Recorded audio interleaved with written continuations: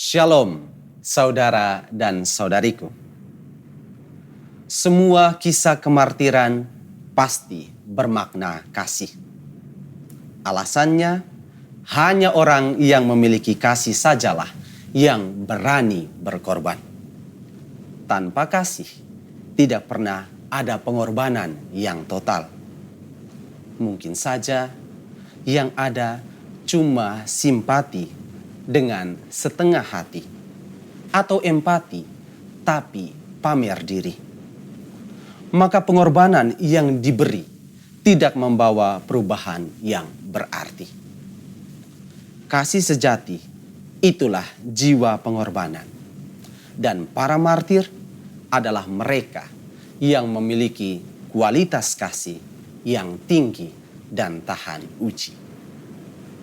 Saudara dan saudariku, hari ini kita diajak untuk mengenangkan pengorbanan para martir dari Uganda, Afrika, yakni Carolus Lwanga dan kawan-kawannya. Dalam beberapa literatur dikisahkan bahwa Carolus Lwanga adalah seorang guru agama bagi para pemuda pelayan istana. Selain bertugas untuk melayani keperluan hidup harian Raja Mwanga, kebanyakan pelayan ini rupanya dijadikan budak seks pula oleh sang raja. Penyimpangan seksual ini telah diketahui secara umum. Tetapi tidak ada seorang pun yang berani untuk menegur sang raja. Sebab Raja Mwanga tidak segan untuk membunuh siapapun yang mengganggu kehidupannya. Carolus Lwanga ingin menyelamatkan para pemuda pelayan istana itu. Dan ia berjuang agar mereka memiliki pemahaman Katolik yang benar. Raja Mwanga tidak menyukai kondisi tersebut.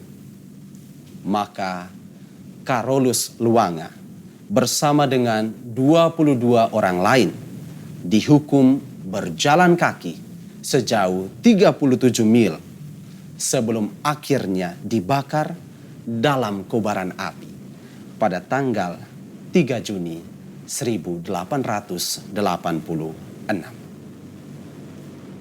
Kisah kemartiran para martir Uganda ini tentu dapat dimaknai dalam konteks Injil hari ini dari Injil Markus bab 12 ayat 28b sampai dengan ayat 34. Yesus diberi pertanyaan dari seorang ahli Taurat tentang perintah yang paling utama. Tanpa ragu, Yesus menegaskan, "Kasihilah Tuhan Allahmu dengan segenap hati, dengan segenap jiwa, dengan segenap akal budi, dan dengan segenap kekuatan. Serta kasihilah sesamamu seperti dirimu sendiri."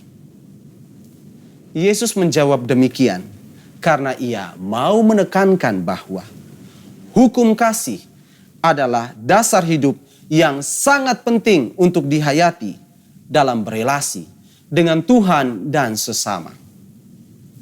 Kita harus mengasihi karena Allah lebih dahulu mengasihi kita. Dan kita mesti saling mengasihi sebab kasih itu berasal dari Allah.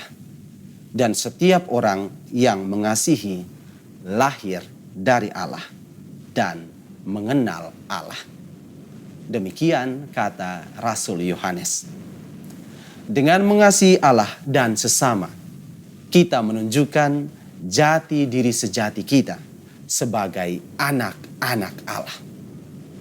Selain itu, memprioritaskan hukum kasih dalam hidup harian akan membuat kita layak masuk ke dalam kerajaan Allah.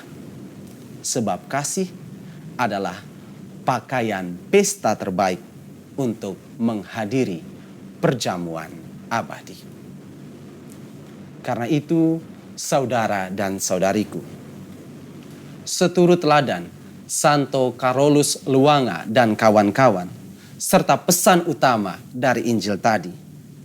Pertanyaan bagi kita adalah, bagaimana penghayatan hukum kasih selama ini? Tidak bisa disangkal bahwa seringkali kita sering terjebak dalam cinta diri yang sesat dan egoisme yang buta. Padahal kasih sejati itu mendorong kita kepada persekutuan yang universal. Dalam ensikliknya Fratelli Tutti nomor 88, Paus Fransiskus berkata, kasih menciptakan ikatan dan memperluas keberadaan ketika ia membawa orang keluar dari dirinya sendiri menuju orang lain. Kita diciptakan untuk kasih, dan dalam diri kita masing-masing ada semacam hukum ekstasis, bergerak keluar dari diri sendiri untuk menemukan dalam diri orang lain perkembangan keberadaannya. Maka ingatlah bahwa kasih itu selalu menuntut pengorbanan. Mari kita saling mengasihi, betapapun selalu tidak mudah. Tuhan memberkati kita sekalian.